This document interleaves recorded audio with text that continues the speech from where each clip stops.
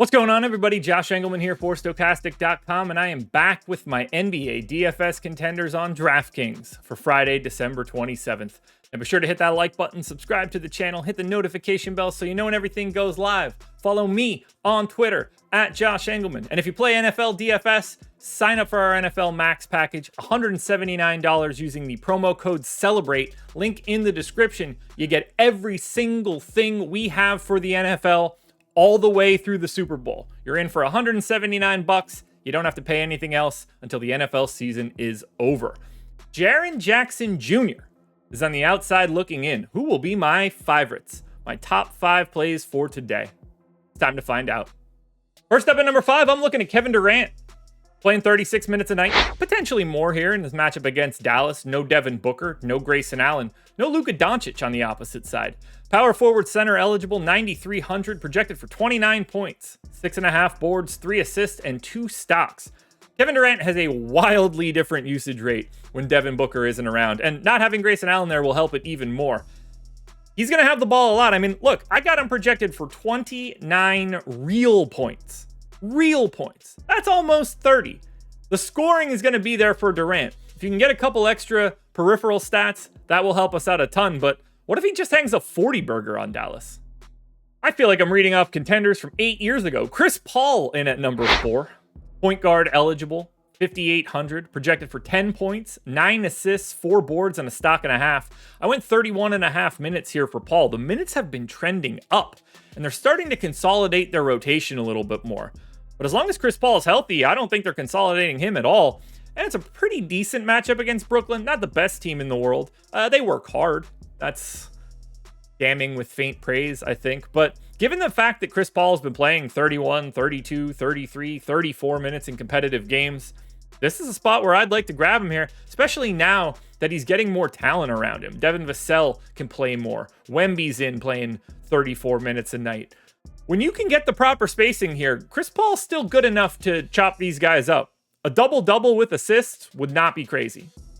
In at number 3, we've got Jonathan Kuminga. Now, that might sound surprising, but then you'll realize no Steph Curry, no Gary Payton, and a Q tag on Draymond Green. Kuminga's playing around 28 minutes a night. He's 5,500, power forward only. 18 points, 5 boards, 2.5 assists, and a stock. Now, you're going to need it in the scoring department here. But he has every opportunity to take whatever shot he is looking for today. When Steph's not out there, everybody gets some. We redistribute everything. That whole team runs around Steph. It might not be him having the ball, but everybody's looking for him on every possession. Now, that's going to be a little bit different. Now, I don't love the matchup against the Clippers. They got a lot of dudes they can throw at Kuminga to make his life not very fun. The whole damn team is made up of guys that can guard Kuminga outside of Kevin Porter Jr., I guess. But that's not changing anything for me. With no Steph and potentially no Draymond, you got to get to Kuminga. To Denver we go for Jamal Murray. He's point guard, shooting guard eligible, 7,400, projected for 21 points, 6 assists, 4.5 boards, and 2 stocks. This is a minutes play. Now, it's a tough matchup against Cleveland, but it's a tight matchup and it's in Denver. So we're bringing Cleveland into the deep waters of high elevation. But Murray's playing a ton lately. I mean, I got him in for 38 minutes today.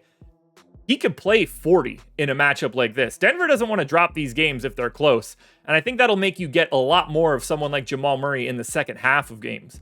And I don't mind this matchup for him. Murray's biggest problem is going to be getting to the rim against the two bigs, not necessarily perimeter defense. But this is a minutes play. If he's going to keep playing 38 or 39 minutes, 7,400 might just not be enough. And he has the MPE to make it easier. But there's one guy that looks a little bit better than Murray. I think you've heard of him. That man is his teammate. It is Nikola Jokic. He is center eligible, 11,800, projected for 29 points, 12 rebounds, 8 assists, and 2 stocks. He's the best per-minute fantasy player on the planet.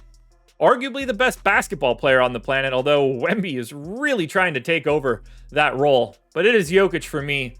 My ride or die, and he's the number 1 guy that you can get here. Even in a matchup against Mobley and Allen, no one looks better than Nikola Jokic. He's got the biggest ceiling on the slate. He's got the highest raw projection on the slate, and it doesn't seem like we're going to have any trouble finding the salary to get to him, and that could open up even more by the end of the day. Even with all the guys that I think might be out that I have in, Nikola Jokic is still able to get to the number 1 spot. So don't overthink it today, everybody. Nikola Jokic is your number 1 contender. Alrighty, folks, that will do it. Those are my NBA DFS contenders on DraftKings for Friday, December 27th. Top 10 on DK and FanDuel can be found on my Twitter right now. So go check it out and keep your eyes peeled for updates either just before 5 o'clock or just after 6 o'clock, depending on how much crazy news we get before I start the deeper dive at 5. Enjoy your weekend, everybody. Good luck with everything you're doing. Have some fun. I'll see you guys again Monday morning.